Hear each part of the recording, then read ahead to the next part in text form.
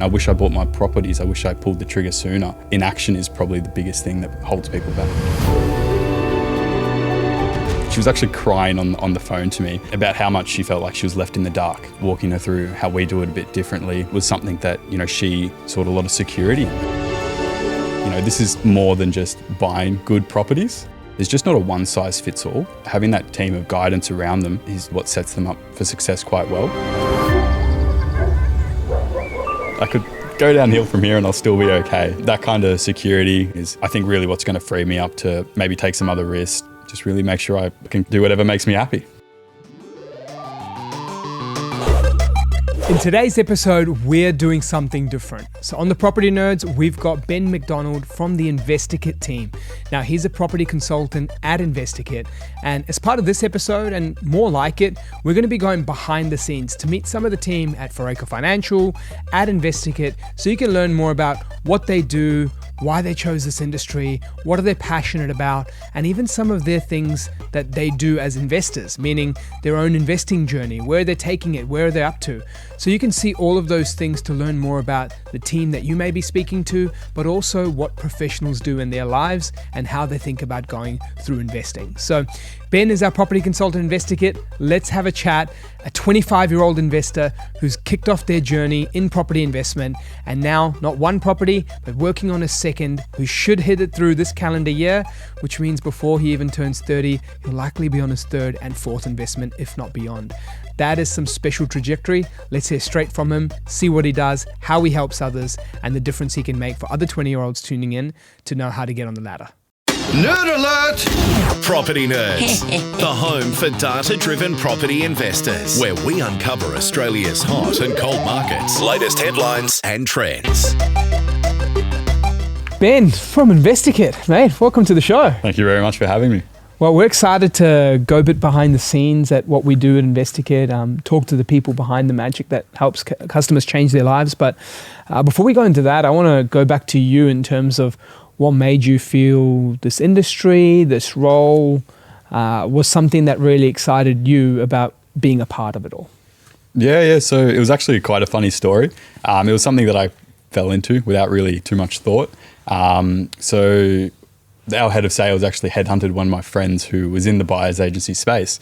My mate was happy where he was, but he turned around and said, "Hey, look, I've got a guy. He's got some good sales experience. Go and have a talk to him." And so, yeah, we caught up. There was a lot on offer. The company had a really good reputation as well. And yeah, it was something that I was pretty excited to give a try and dive into. Awesome, mate. And when it comes to this industry, like, was there anything in particular in the industry itself that was like something that made you go, yeah, that feels special to me? Yeah. So I think that one of the big things was just how quick it was growing. How much more people were using a buyer's agent to actually help build their portfolios. And I think as well that it was something that could really help myself personally too, educating myself in the space, growing my own wealth out as well. And of course, yeah, the professional development too. Well, you just wanted the staff benefits, eh? That's it, mate. That's it. Well, I mean, there's many roles in buyer's agency, and in your particular one is the first conversation, the face of it all. And when it comes to what we call appointment setting or the property consultant role, what makes that role in particular something that you enjoy or like about it?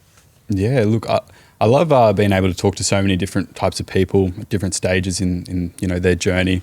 And just be kind of that guiding voice, help them cut out the noise, figure out what direction they need to go in and really just make sure they're making the best decision for themselves. Ben, with your role, you're talking to, so many potential clients and having that conversation or that initial conversation with them. What do you enjoy most and how do you sort of stay motivated as well in your role? Yeah, it comes back to sort of that, just being able to really genuinely help people. A lot of people are stuck in, their research, stuck in hearing all this different noise out there. And I think just being an outside voice to sort of point them in the right direction, really cut out the information and give them good advice based on what they need, really just helps them, going in the right direction. And it's really fulfilling from my end as well. So, mate, you speak to a lot of customers. What do you think that they do? What do you think successful investors do well early on, and what are the common mistakes that you hear people making? Yeah. Well, from my perspective, and I'd probably like to hear your perspective as well, because you'll see it from a different lens, right? But I think the big thing is that people do well is realize they don't know what they don't know. So being able to find people who do know more than them and getting help and guidance from them is usually what sets them up for success quite well. And then on the other side, for every person I hear who's sort of, stuck in the decision-making process or whatever it is and just putting off the decision, I talk to someone at the other end who's really regrets not doing more, for example, saying, I wish I bought my properties, I wish I pulled the trigger sooner. So I think inaction is probably the biggest thing that holds people back. Yeah. In those initial conversations, what do you think it's like you kind of got to sell InvestorKit and the services, like how do you find that goes, like the reputation that the company has with those people you're speaking to? Yeah. The reputation is really good. I think what's really important is how we structure the service around our clients. Obviously approaching it in a really tailored way is important because everyone comes to us at a different stage.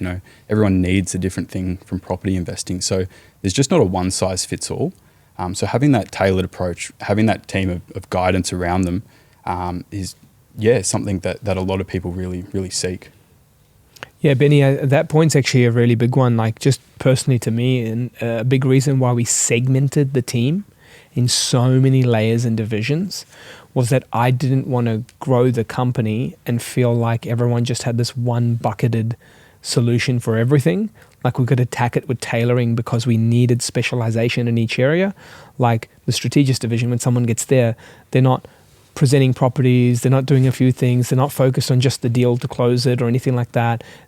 They're isolated to something that means something to a customer.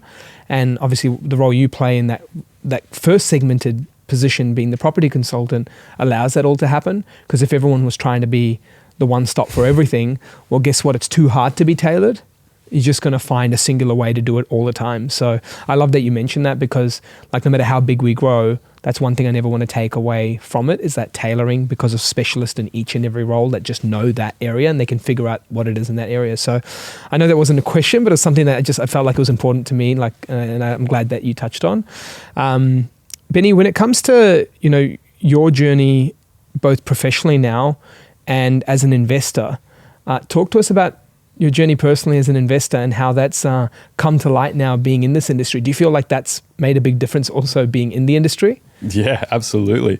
Rewind not too long ago, I was quite against property, to be honest with you, right? I was very heavy on the shares and other markets and all that type of stuff. And it was really just because I didn't understand what was possible, through property. And getting into a point where, I'm learning every day, I'm talking to so many different people.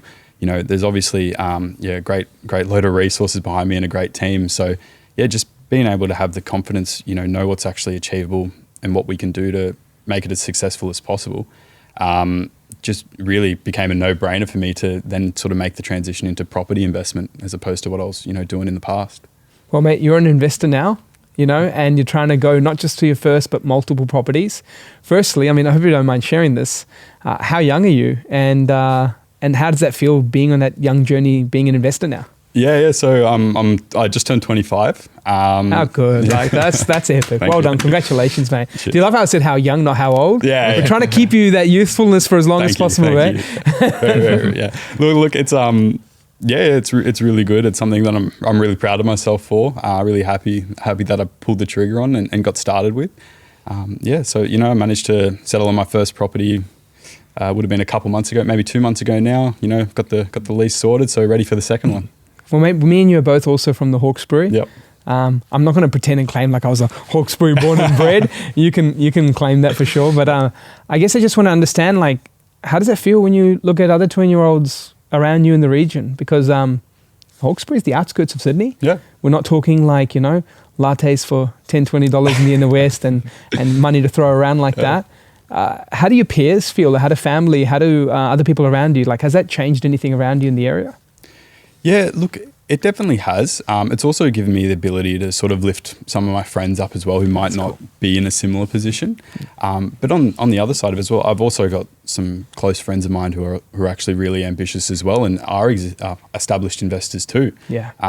So I think that mix is really important. So, we're all kind of bringing each other up, battling against each other, bragging rights and all that type of stuff too. So it's It's good. Good camaraderie and friendship exactly. on the journey. Loving the show and keen to invest? Well, book your free discovery call and we'll actually walk you through how to build a high growth portfolio without all the guesswork. Just jump onto the link in the show notes or visit investorkit.com.au to book your discovery call. And now let's get back into the show.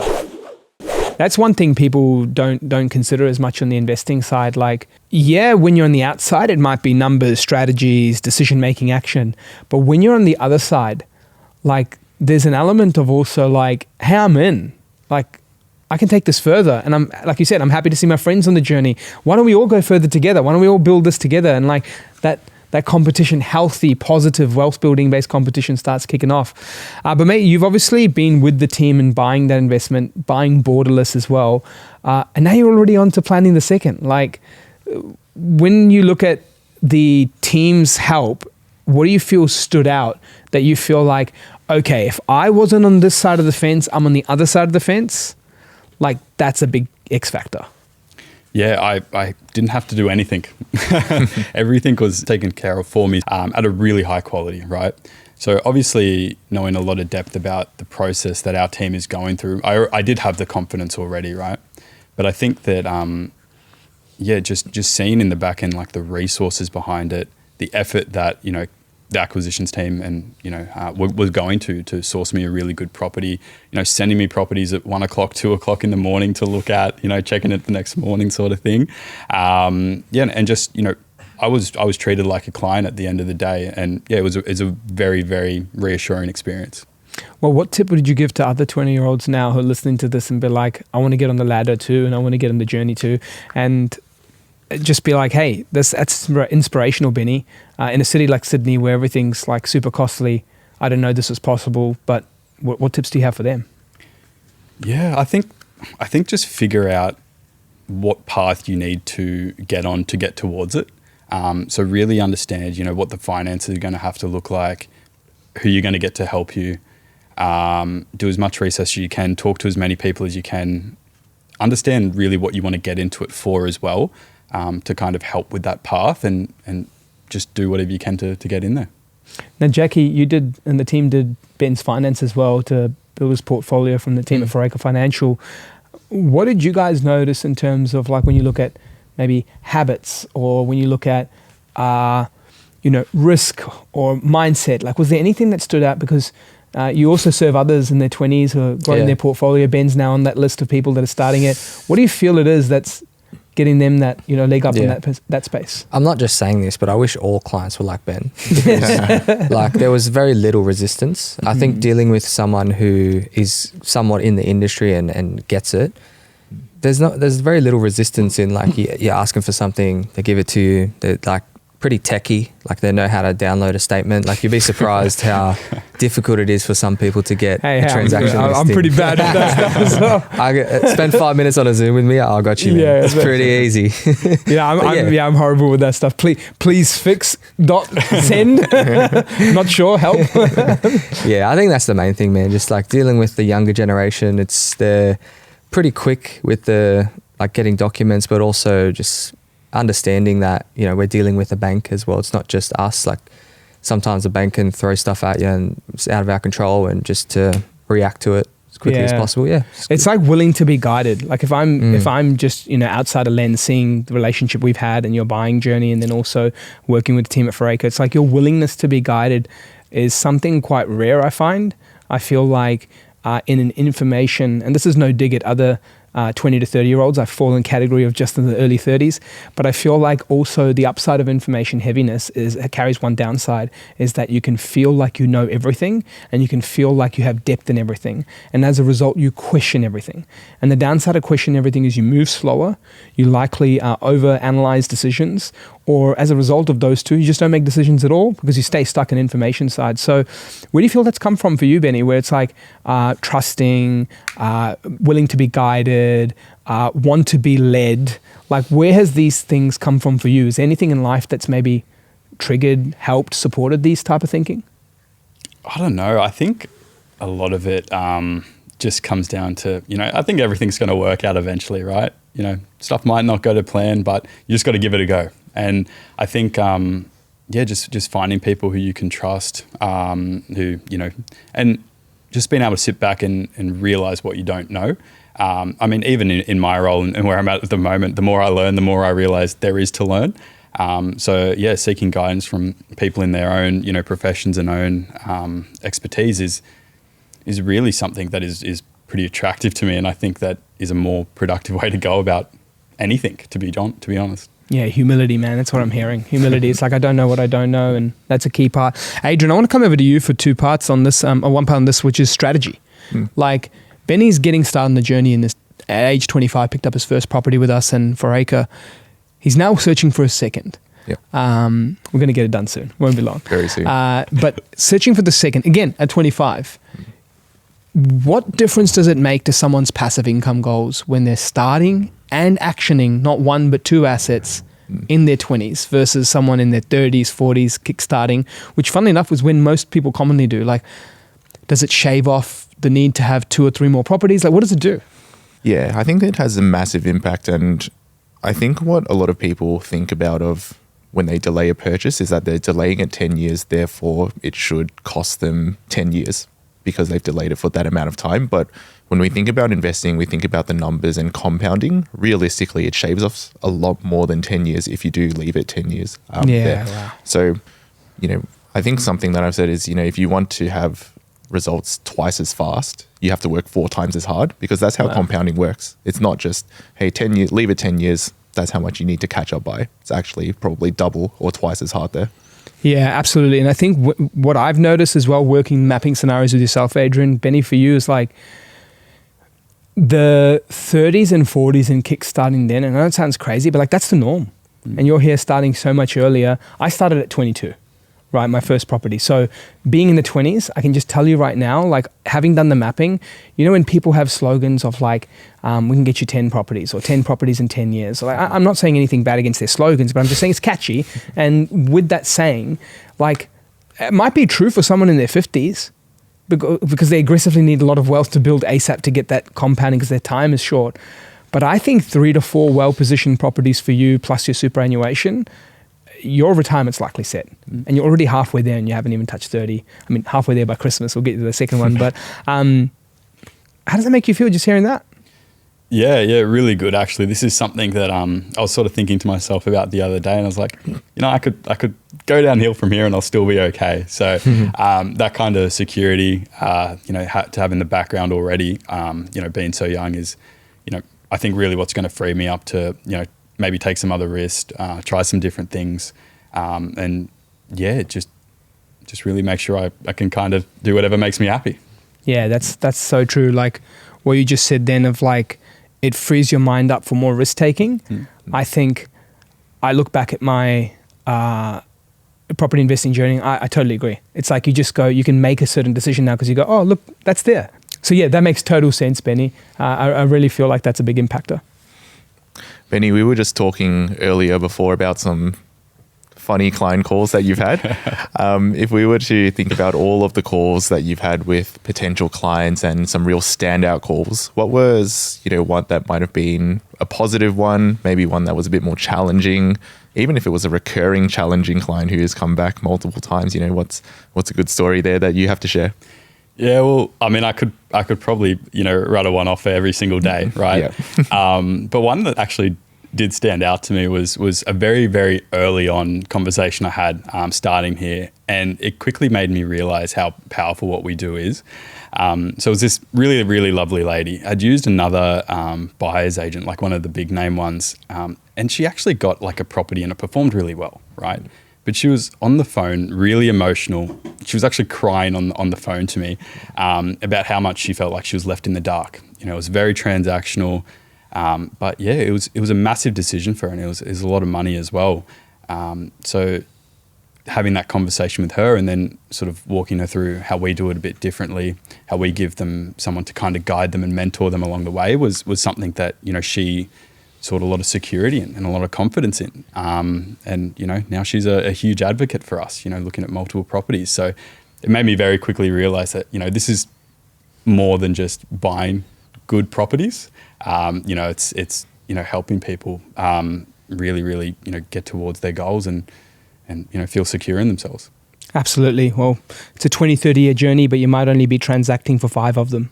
So it's less about the transaction. It's more the relationship, the holding, the mindset, the goals, the being there for someone. So I'm so glad that she recognized that was the missing part, but also how much of an impact we can make for someone like that. It was a couple of months ago, I ran into Ben out the front of a West Tigers home game. Found out he's a West Tigers supporter. So, mate, you would have been pretty young, but 2005 grand final, do you remember that? I don't remember it, unfortunately. Unlucky, mate. It's been a long time. It's a monthly watch of the highlights. Living mate, I remember where I was. I remember running up the street, kicking out light poles, just having the best time. But yeah, I found out your age at the time, so you're only 5 years old. I think I still had the jersey though. Yeah. Proper fan. Yeah. So born and bred, unfortunately. How'd you become a West Tigers supporter? Yeah, so my dad grew up in Balmain.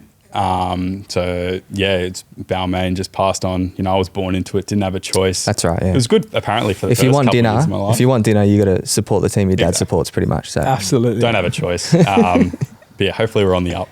Hopefully. The problem here I have is I'm an absolute bandwagoner, and so I'm just going to be such an opposite to that. We'll get a corporate box when they make the grand final, mate. Don't worry. Well, mate, thank you so much, guys. Really appreciate it, Benny. Not only for your time sharing, investing in your 20s and getting on not one property, but soon 2, but also the difference you make to the lives of our clients and giving people with the property nerds who listen and tune in just a bit of the behind the scenes about the difference you make, the things that you hear about, and the X factor we can make to help clients get ahead. So thank you, mate. Thank you, guys. Cheers. Appreciate it. Thank you so much for tuning into this podcast. To hear more like this and to help us spread the word, don't forget to leave us a rating and follow along for our next episode. The information featured in this podcast is general in nature and does not take into consideration your financial situation or individual needs and should not be relied upon. Before making any investment, insurance, tax, property or financial planning decision, you should consult a licensed professional who can advise whether your decision is appropriate for you. Guests appearing on this podcast may have a commercial relationship with the companies mentioned. Game over.